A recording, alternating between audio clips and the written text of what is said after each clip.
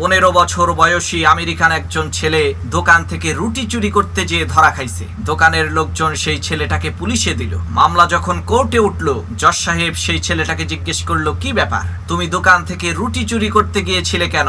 তখন সেই ছেলেটা বলল, জজ সাহেব, আমি খুবই বিপদে পড়ে রুটিটা চুরি করতে গিয়েছিলাম, কারণ আমার কাছে কোনো টাকা পয়সা ছিল না। তখন জজ সাহেব বলল, তোমার কাছে টাকা না থাকলে পরিবারের কাছ থেকে নিতা।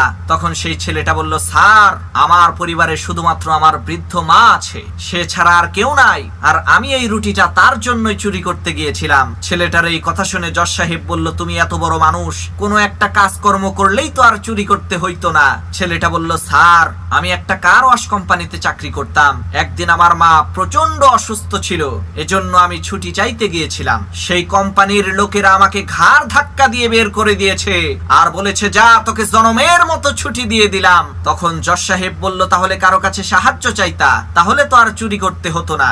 ছেলেটা বলল, স্যার, আমি অন্তত 50 জন লোকের কাছে হাত পেতে সাহায্য চেয়েছি, সবাই যখন আমাকে ফিরিয়ে দিল, তখন বাধ্য হয়ে আমি এই চুরির পথ বেছে নিয়েছি।